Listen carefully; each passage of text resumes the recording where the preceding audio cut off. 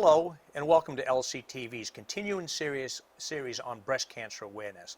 The month of October, as we all know, is Breast Cancer Month, and we're celebrating the fight against breast cancer here at LCTV. I'm Larry Seidling, your host for tonight's show, and my special guest is Dr. Samira Hassan. Have I got that right, Dr. Hassan? That's right. Thank you very much for taking some time out of an extremely busy day. I know this time is crucial. We have some questions for you. Tell us a little bit about yourself and your experience. Okay. I'm originally from Kansas, so I grew up just outside of Wichita. I went to medical school at Kansas City University of Medicine and Biosciences in Kansas City. And then I did my general surgery training at Philadelphia College of Osteopathic Medicine. And then I did some additional training in actually laparoscopic surgery and flexible endoscopy. And then I took my first job out of training in Missouri, and I worked there for 3 years. And then I've been here for 5.5 years. Wonderful. Okay, breast cancer. What happens at a breast surgeon's appointment for a cancer patient? Sure. So at the first visit, most of the time people are coming in with a diagnosis, although sometimes people are coming in with just a mass. So if you just have a mass and you're coming in without a diagnosis, on the first visit, occasionally we will do a biopsy. If you're coming in with a diagnosis, then we have a discussion about what our next steps are, what the prognosis looks like. And so it's pretty dependent on the size of the mass, what are the features of the mass, and then it becomes sometimes simple, but sometimes more complicated, and always other people end up getting involved. Okay. Is surgery always the best option for breast cancer? Surgery is typically the best option for breast cancer if the breast cancer is amenable to surgery. Sometimes people will require chemotherapy prior to surgery, or that it can be a better option. So it depends on the breast cancer itself. This is really an emotional time for a patient. What role does the surgeon play in helping that patient through this roller coaster? Certainly, the surgeon is an important part of the team, and breast cancer has become more and more a team sport, really. But the surgeon a lot of times is sort of your point person, especially in the beginning and through your surgery. The surgeon then also will follow you long term. So your surgeon is really a key member of your team and helps to explain things and get stepwise through the process. After a person's been diagnosed with breast cancer, how soon should they have that surgery? Usually, Or a surgery, should I say? well, so again, that depends on if preoperative chemotherapy is recommended or not. Ideally, we're trying to get people in, within the first 4 weeks of diagnosis if we can. But if it's the kind of cancer that needs preoperative chemotherapy, then that all happens before surgery. What's the different type of surgeries for breast cancer? So the most typical types of surgery would either be lumpectomy or mastectomy, and both of those may require what's called a sentinel lymph node dissection, so a sampling of an axillary or armpit lymph node. The difference between those two surgeries would be a lumpectomy is taking a portion of the breast tissue, typically less than a third of the breast tissue, and a mastectomy would be a complete removal of all the breast tissue on that side. When a patient has had that surgery, does that necessarily eliminate the cancer? So there's always a risk of recurrent cancer that can happen either right at the site where the surgery was done, or it can happen distantly. And that depends a lot on the lymph node status as well as the surgery itself. So the other difference between lumpectomy and mastectomy is that if you go forward with the breast sparing surgery, so the smaller surgery taking only a portion of breast tissue, then you do typically require what's radiation. And the reason is that's going to make the lumpectomy be equivalent for local control to mastectomy, so to taking all of the breast tissue on that side. So for a long time, mastectomy was done because it reduces dramatically the risk of having any recurrence on the side of the cancer. But with radiation, lumpectomy and mastectomy are equivalent. They're the same. At what stage of breast cancer is the breast removed? It's more dependent on size than stage, and the amount of breast tissue that is there. And then also sometimes if you have features that are more concerning for potential spread in that breast, that can be another reason you would opt for a mastectomy versus breast conservation surgery. These are big decisions for a patient. How do you determine which type of surgery is the most appropriate for the patient? So the patient and I sit and have a conversation about, what they are the most comfortable with. If they are comfortable going forward with radiation, the size of the mass, does it seem like, given the size of the tumor itself, will they have a good cosmetic outcome or not? And then we also will have a discussion with oncology and typically radiation oncology prior to surgery. So the team comes together. That's right. Have you found one cancer surgery more common than the other? in your Lumpectomy is experience? definitely more common. It is definitely the Less invasive? somewhat less invasive. Yeah. Is that the reason people kind of go towards that rather The, than the mastectomy? bigger reason actually is the cosmetic outcome with lumpectomy is more favorable than with mastectomy. In the early detection of breast cancer, is that determining the success rate of the breast cancer Oh, surgery? certainly. I mean, the earlier you would detect any cancer, the better off you're going to be. You're talking about smaller tumors with less spread and potentially less spread to distant structures as well. Now, when you have a surgery, what determines whether a patient goes forward after a surgery with chemo and radiation? So radiation, one factor is if you went with lumpectomy. So typically with the lumpectomy, not always, breast surgery has become more and more complicated, which is one of the reasons it's become more and more of a team sport. Certain people won't require radiation, but most people undergoing lumpectomy will require radiation. As far as chemotherapy, that's typically dependent on lymph node status. So that lymph node that we take, that sentinel node, will typically determine whether or not there's a benefit to undergoing chemotherapy. Although sometimes certain tumors, depending on size, if it's greater than 2 centimeters in size, a lot of times then a genetic panel is done on the tumor itself, and that helps decide whether or not chemotherapy is needed. In the long-term rehab of a cancer patient, I've heard about the 5-year pill for breast cancer. Can you go into give me a little background on that? So most of those are for what would be an estrogen receptor positive tumor. So you look at the tumor markers themselves, and then a medication like tamoxifen would then reduce the risk of getting another breast cancer. When backing up to the lumpectomy, I skipped a question here.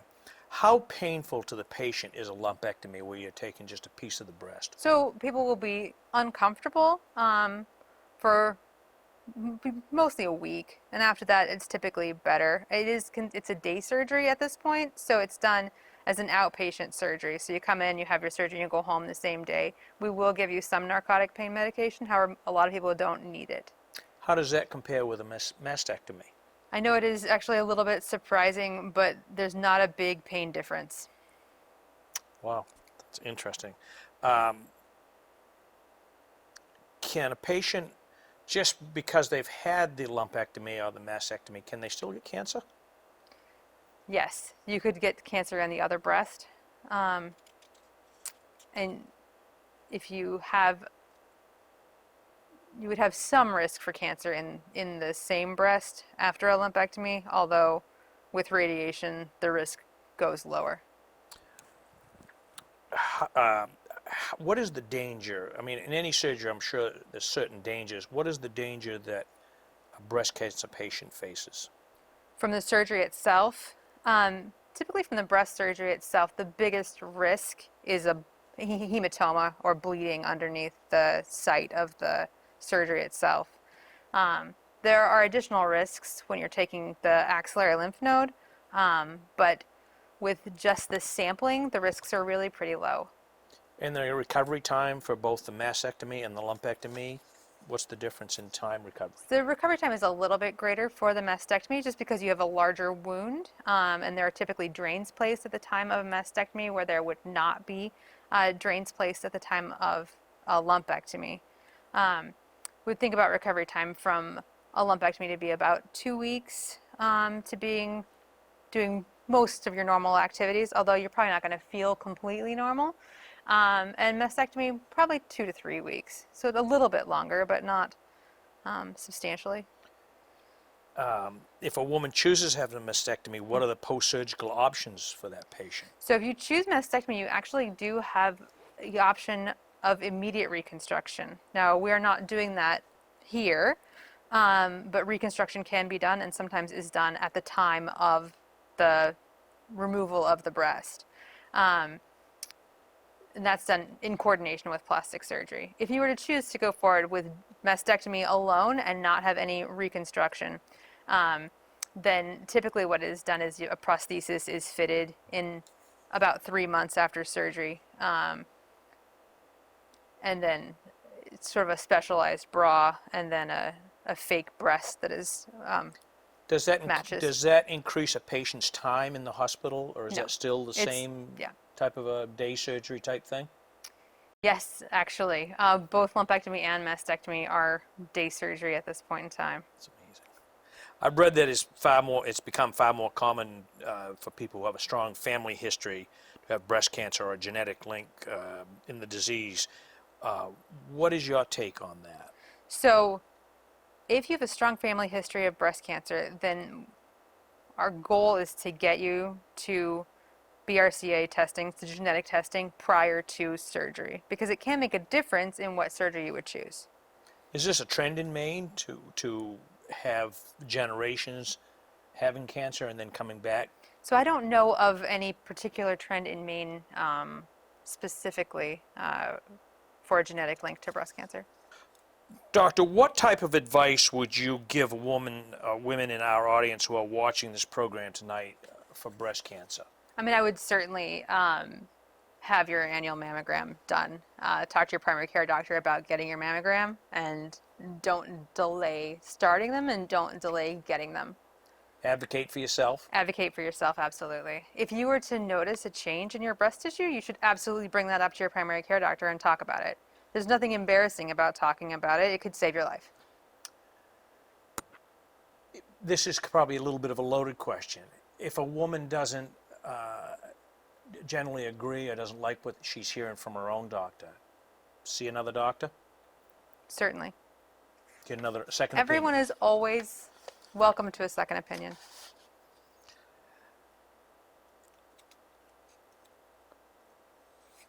What is the typical recovery time for a person who has had breast cancer and the chemo and the radiation from start to finish before somebody, do they ever really feel normal again? I've heard the saying chemo brain, and I've heard the saying Yeah. chemo fatigue, and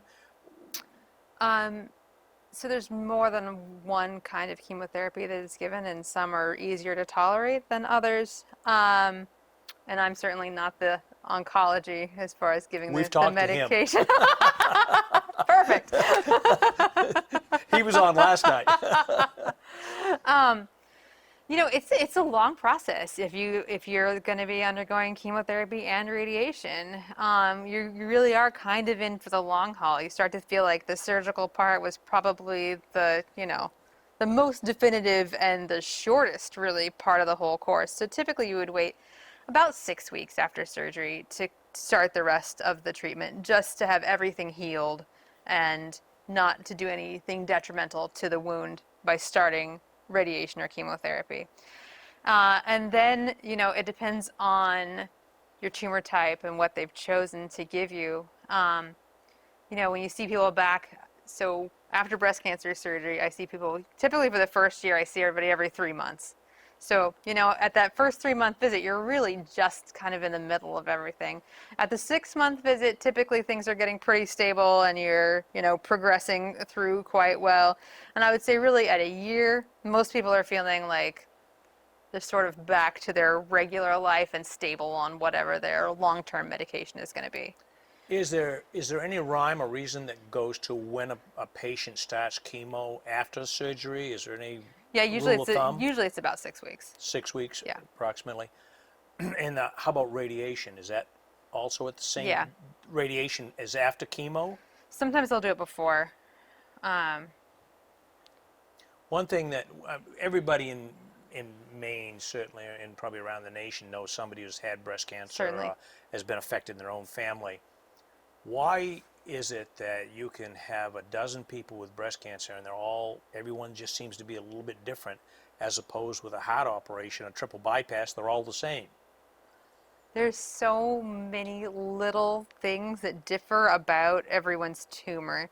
And that's becoming more and more obvious with these targeted therapies as they get better and better at looking at the exact genetics of the tumors themselves.